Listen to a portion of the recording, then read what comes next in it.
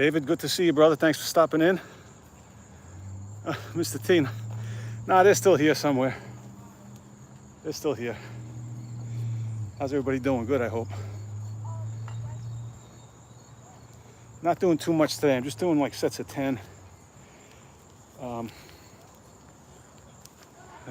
was going over the weekend. Did a couple of good workouts at the park. And then actually last night I went to the gym for a bit. So feeling a little stiff and sore, but I figured this would be a good way to work it out.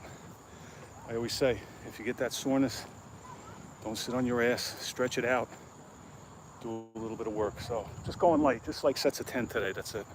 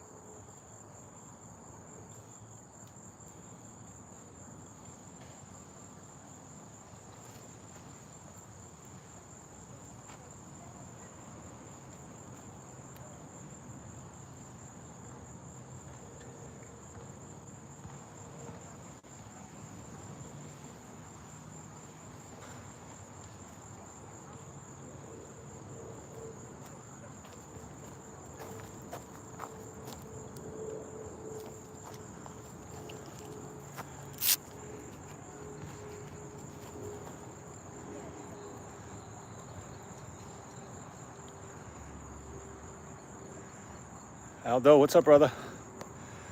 Good to see you. Nah, the kids are still here somewhere. As a matter of fact, I think a couple of them might be behind the trees getting high. I'm catching whiffs of it here. Unbelievable.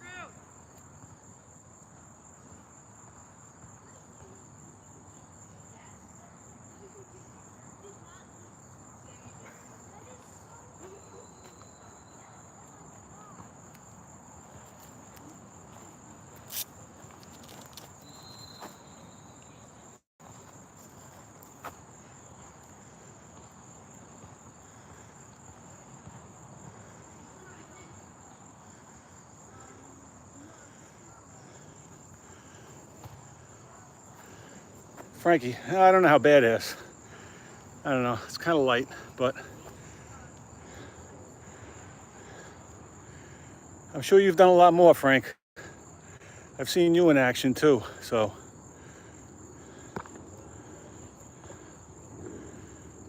Aldo, yeah, I'm not on vacation actually. I'm down in the southern part of New Jersey. I've been staying at my daughter's house, hanging with the dog. Actually, my daughter and son-in-law are away this week, so I just decided I was going to get the dog and bring him up by my house, but I figured, rather than put him through the drive, I'll just hang at the house. So I've been hitting the parks in this general area for the past few days. I think we're on set 7 now.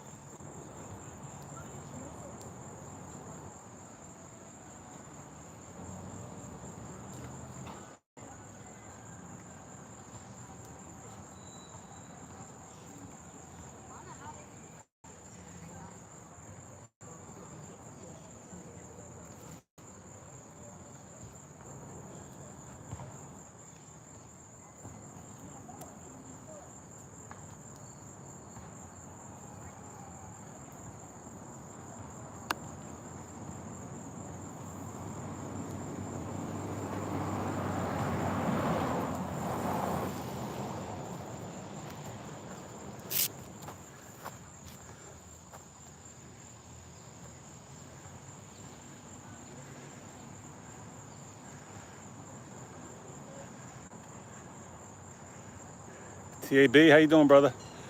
Thanks for popping in, appreciate it. 40, how you doing, man? Thank you for popping in too, man. How you doing? I hope everything's good with you.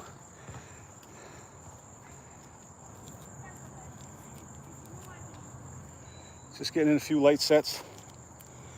I lost count. I think I have 2 sets to go. I don't know. I'm in the ballpark. I'm gonna call this 9 and 10 coming up, so close enough.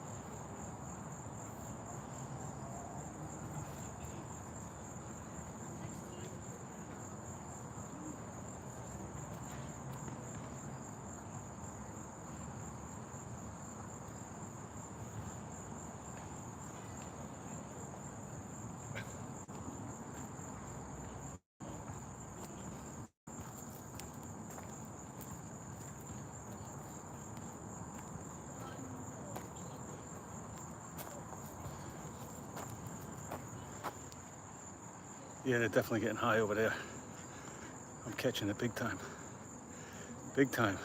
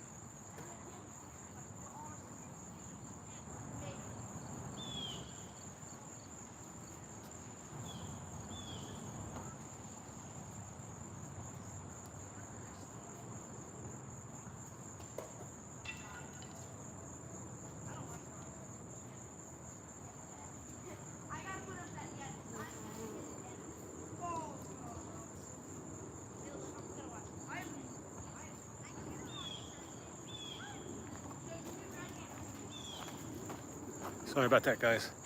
Just throwing some stuff back in the car. Apologies. Salute David Witten. How you doing, brother? How are you? Angel, thanks for popping in again, brother. How are you doing?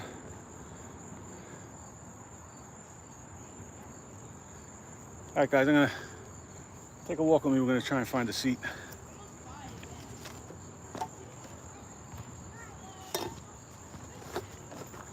Ride's gonna get a little bumpy for a minute.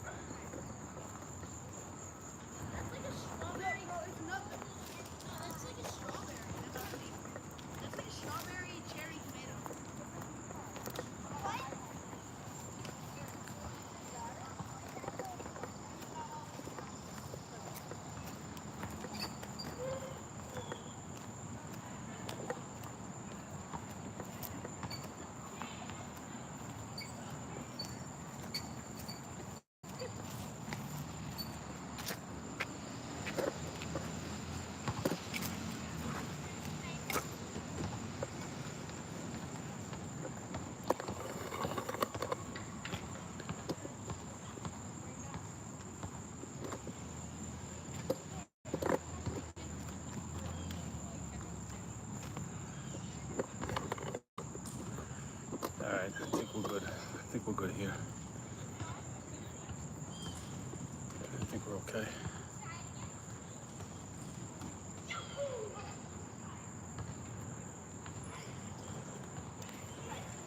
Thanks, David. Like I said, I always appreciate it, brother. I know you're up there working hard yourself, so taking the time out to stop in and check in with us, I really appreciate it.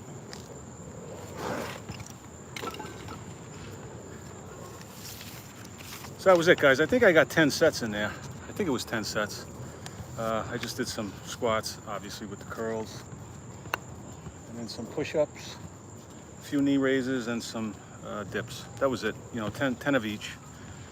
Nothing really over the top. So that's about it. Yeah, I've been doing the park workouts. I hit the gym last night. Kind of did like a full body thing. I actually did some abs, which I don't normally concentrate on. But I spent some time in the ab room and did a couple of sets in there. So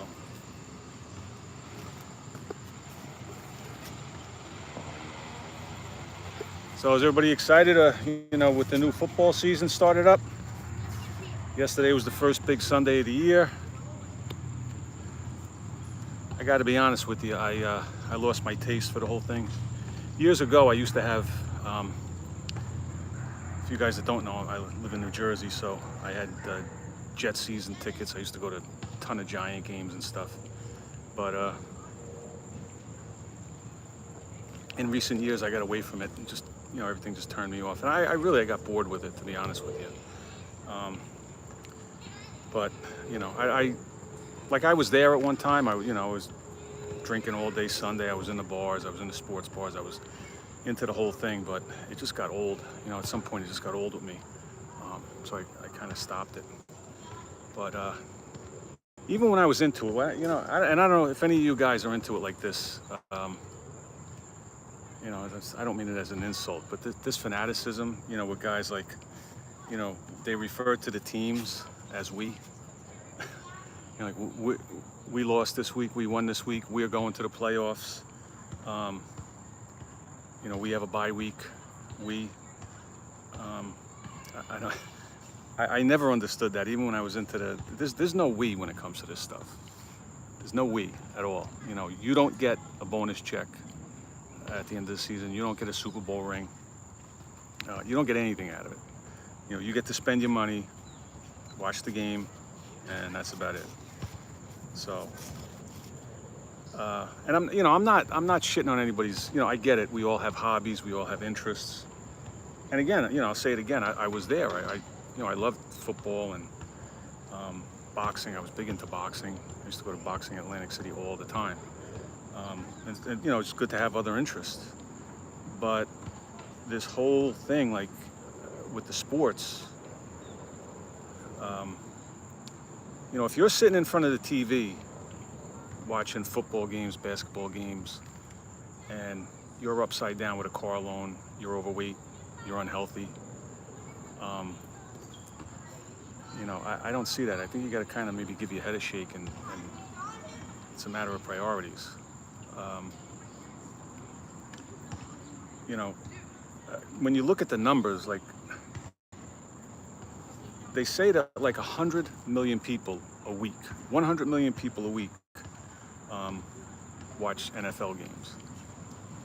I just find that like I never realized that it was. I know that they say like the Super Bowl, like over 100 million people watch the Super Bowl and stuff.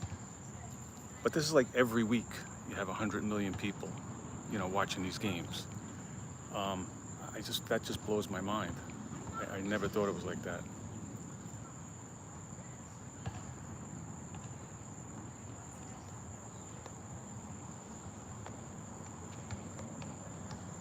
Yeah, Angel, that was it. To be honest with you, I was out of it before all the woke bullshit and all the politics. That's the other thing. If you pay money to go to a game,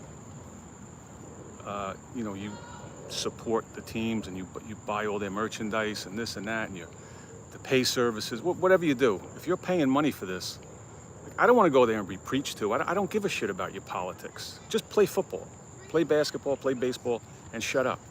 Whatever your politics is, keep it to yourself. I won't come to the game with a big banner, you know what I mean, and display my politics and push my politics on anybody. So I'm paying you for this service to watch you play a game.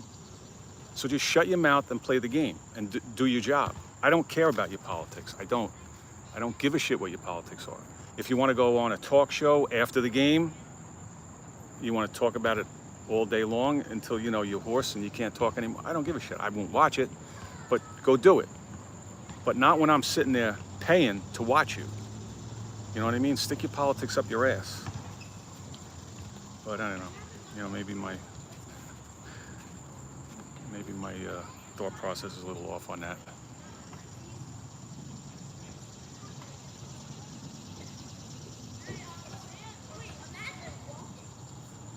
Yeah, truth. You're right. At the end of the day, and that's why I made the remark that I did about this whole.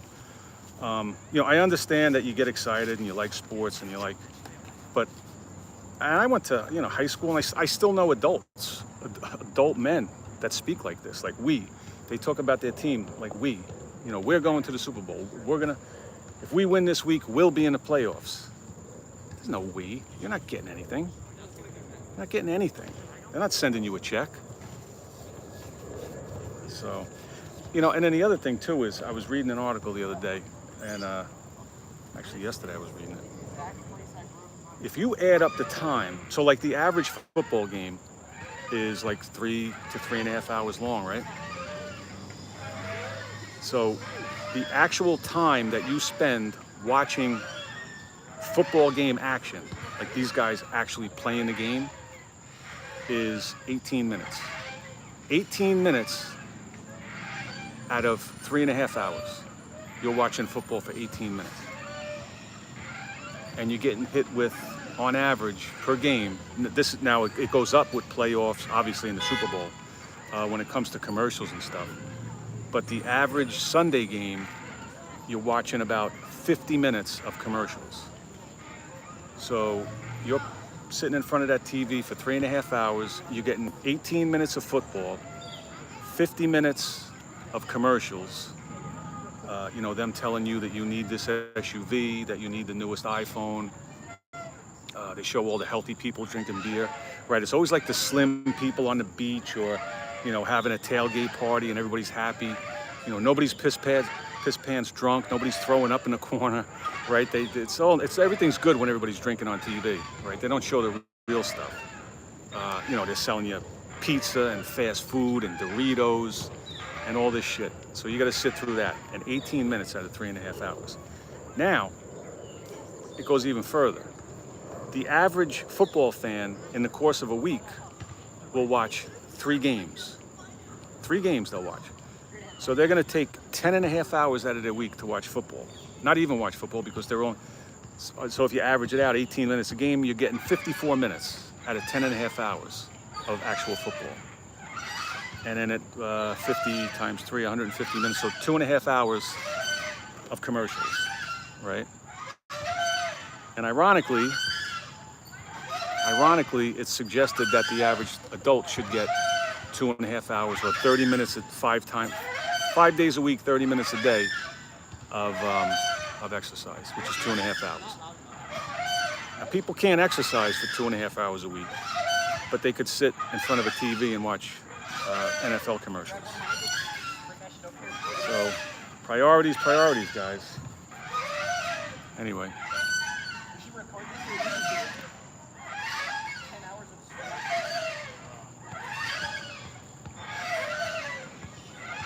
Yeah, Angel, I mean, I agree 1,000%. And like I said, there's nothing wrong with that. You know, if everything's going good,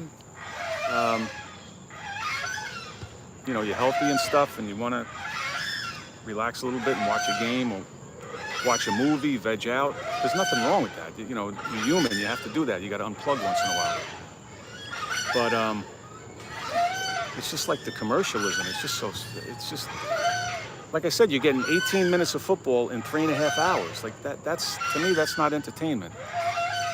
And the rest of it, like I said, is commercials and just mindless nonsense that these announcers are coming out with. You know, everybody's woke agenda, and you know they're pushing politics on you. So anyway, I'm out of it, to be honest with you. I'm out of it. I'd rather be here at the park by myself.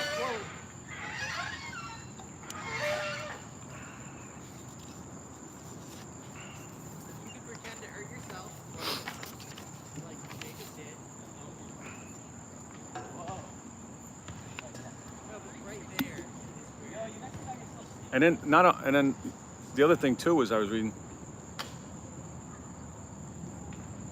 these people that play fantasy football. Key word there is fantasy, right? Fantasy football. The average person that plays fantasy football, they invest 7 hours a week. 7 hours a week into fantasy football. Fantasy. My suggestion is if you play fantasy football for 7 hours a week, why don't you cut that in half, and instead of fantasy football, do reality push-ups or reality pull-ups. And I bet you that things are going to work out a little better for you in the end. Fantasy football. Unbelievable.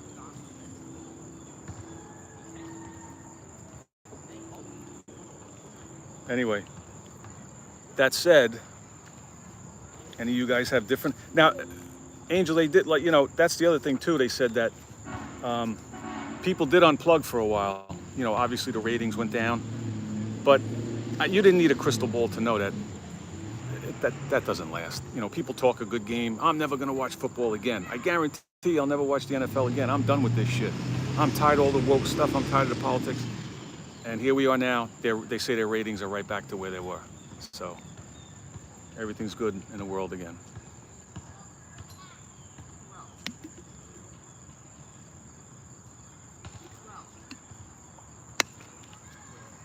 But yeah, I think, like I said, there's nothing wrong. Everybody deserves to take a little bit of a break. But you know, if you're sitting there claiming that you can't exercise and you can't take care of yourself and you don't know how to eat, and you're sick and you're overweight, and you're spending even watching one full game 3.5 hours is out of control. But I think they say that the average fan watches 3 games. And if you're doing that and you have all this other stuff, negative stuff going on in your life, you really, really have to sit down and reevaluate things. Really have to sit and reevaluate. You know, I would spend that time, turn off the TV, you know, read some self-development books. There's plenty of self-development on YouTube. Spend some time alone. Get things in order. Spend some time with your kids. Do whatever you have to do. But watching this mindless shit, and you watch it, and it's like, again, like you're inundated with these commercials. You have to get this new car. They show you all these fast food places as if that's like a healthy way to live. They don't show, like I said, they'll show people drinking the beer and having their wings, and everybody's happy and everybody's slim. There might be 1 or 2 heavy guys in the commercial, the real jolly guy. But, I've been to Super Bowl parties. I've been to plenty of tailgate parties. They're neglecting to show you like I said, the guy passed out, the other guy throwing up on the side of the car, and all this other stuff. So I don't know.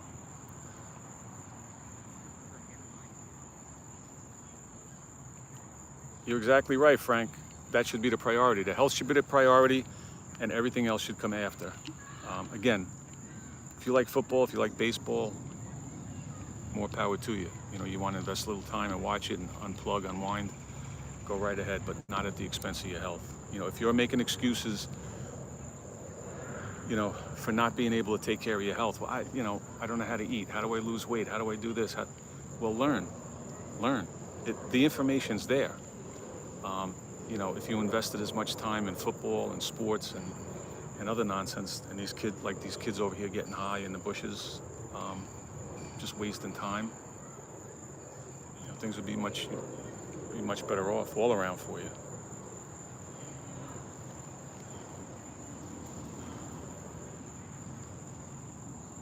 How old, Angel? How old is your cousin, overweight and diabetic?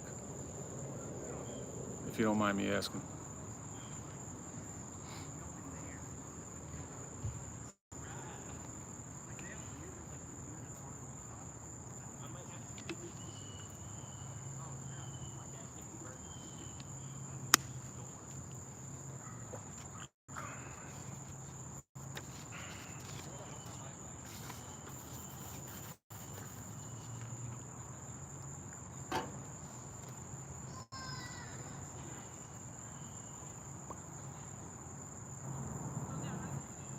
$38, yeah, see? I don't know. It's everywhere, Ange. It's, you know what I mean? We can't. And I tell you, he's 38. There's plenty of other people even much younger than him. I'm assuming it's a him, right? You said he? Yeah. There's so many people running around that are undiagnosed. People don't even realize it. They don't even realize it. Because for somebody to be 30, 40, 50, 60 pounds overweight, which plenty of people are, to say that, no, I'm just overweight, I don't have any other health issues, that's nonsense. That's nonsense, because all these other things, everything is intertwined, right? With the obesity comes the insulin problems, the sugar problems, the insulin resistance, the sugar problems, the liver problems, and it all just snowballs. So it starts, the insulin resistance and all the other stuff, the sugar problems start first, and then you get the obesity, and it all just snowballs. But it's all interconnected. It's very rare that, and again, I'm not trying to play doctor here, but if somebody has one symptom, if somebody says that, well, my blood pressure is sky high, well, there's other things going on too. You don't just have high blood pressure, right? If you have a fatty liver, you don't just have a fatty liver. You have other issues going on in your body, right? But people think that, and that's the way I've mentioned before, that's the way these doctors treat it. If you walk into a doctor's office and he takes your blood pressure and does the bullshit stethoscope and whatnot, all he's gonna do is give you a blood pressure pill. He's not gonna work backwards and say, okay, well, why is your blood pressure high? He's gonna give you some bullshit. Are you stressed? And everybody, 99.99% of people on this earth, if you say, are you stressed? They're gonna go, oh my God, am I stressed? You have no idea. So then they're gonna take their pills and they're gonna go home and they're gonna say, well, yeah, I'm stressed, so I have high blood pressure. You have many other things going on in your body by the time your blood pressure is consistently high, or you're running consistently high blood sugars, or you have you have fat, any fat on you, any trace of fat on your liver. You had stuff going on way before that. But that's not how they look at things. They just, they put a Band-Aid on every symptom, right? Everything. If your blood sugar, if you go in and they take you get you get a blood test done, and your fasted blood sugar comes back high, or your A1C, say, comes back a couple of points high, they're just going to throw you on metformin, And they're gonna say, well, watch what you eat. Don't eat any red meat, and try and lose some weight. Great advice, right? Then you go home and you think, well, as long as I'm taking this little pill, everything's good. As long as I take the pill, it's gonna fix everything. You're not doing anything. You're not doing anything. At that point, you're standing there with your finger in the dike, right? And it's only a matter of time before those holes start coming all around.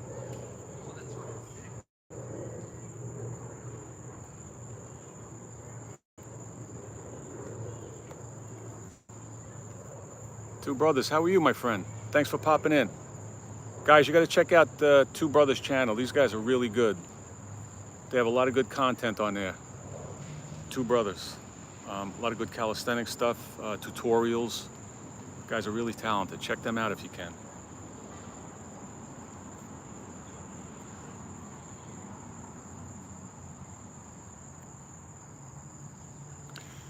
Angel, if you're still there, so your cousin's overweight and diabetic, right? Is he on medication? Do they have him on medication?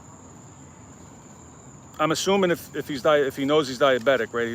He's been diagnosed, so they have him on something, right? At least metformin at this point, at the very least.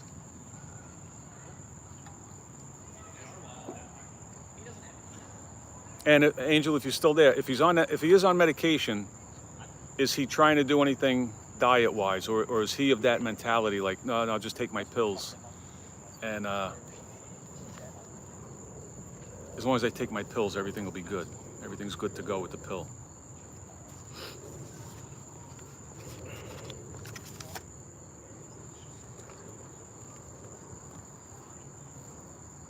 Yeah, see? Generally, I don't know how far along he is, but that's metformin is the most common first line of defense. Like if you're diagnosed, that's usually the first thing that they give you is metformin. And it doesn't fix anything. Yeah, absolutely. And is he doing anything about his diet, Angel? I'm guessing he's not. I'm guessing he's not. But most people don't. Most people don't, because they buy into the healthcare system. No. Well,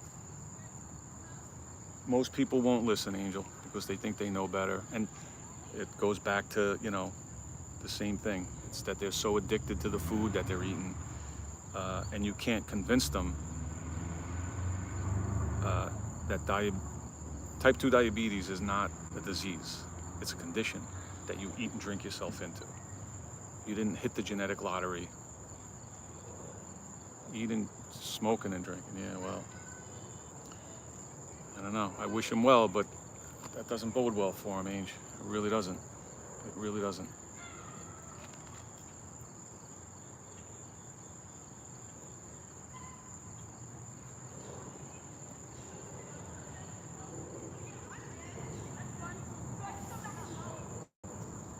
But yeah, they have everybody convinced that type 2 diabetes, and type 2 diabetes is a moneymaker. If you look at the amount of money that's spent on diabetes medications, supplies, insulin, syringes, test kits, like, it's just unbelievable. It's unbelievable. So they're never going to tell you that it's just a matter of that you can reverse it with lifestyle. They'll never tell you that. They'll never tell you that. There's hundreds of millions of diabetics. And the money they're making off those hundreds of millions of people, if they turn around and start telling everybody, listen, you don't need this medicine. You don't need the medicine. You just have to eat it a different way, and you can reverse it, right? You don't want to use the word cure, because then it was, oh, you can't cure. You can reverse it. You absolutely can. I've seen it firsthand. Can be done very easily. In theory, it's easy, but it's not hard to it's not easy to break the addiction for people. But if they're willing to do that, and that's just it, that goes to show how strong the addiction is, that people will not go through that. They will not go through it. They would rather they'll buy into the bullshit that, no, I have this disease. I got hit with this disease. What am I supposed to do? I have to take this medicine because I got a disease. You don't have a disease.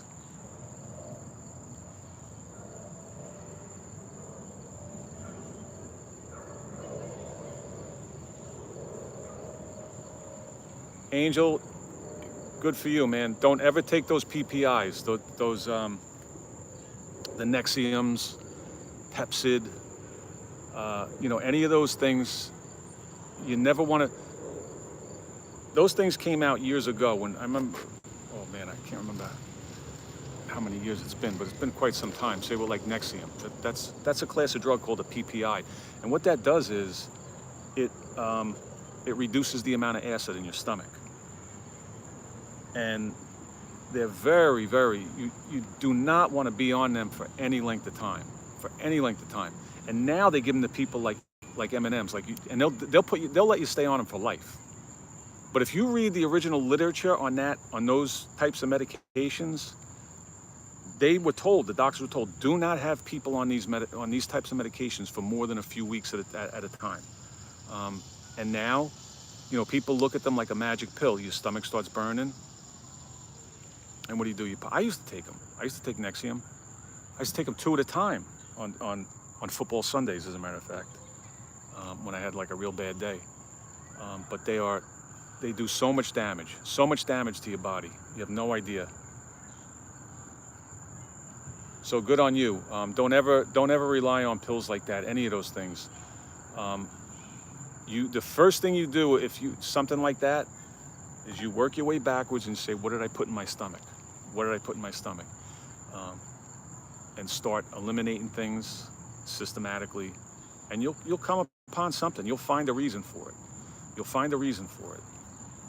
Rather than, continue eating what you're eating that's giving you the problem, and just say, well, I'll just take a pill. Because now you're damaging your body in 2 ways, right? Because you're dumping shit down your throat, you're eating shit, and then you're putting this poison medicine in your body. So it's just an all around bad thing. But good on you for doing it the right way.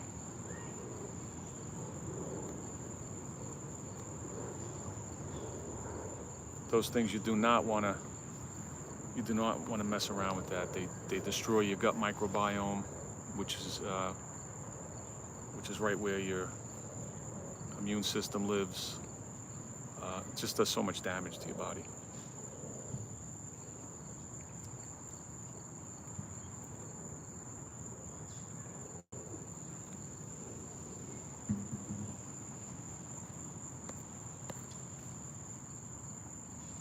All right, guys, on that note, coffee's just about done. I'm gonna go get some dinner. I appreciate you guys stopping in today. Everybody stay healthy, get your reps in. And hopefully I will talk to you guys soon, all right? Everybody have a good night. And enjoy the Monday Night Football game if you're gonna watch it. Stay well, guys. I'll see you soon.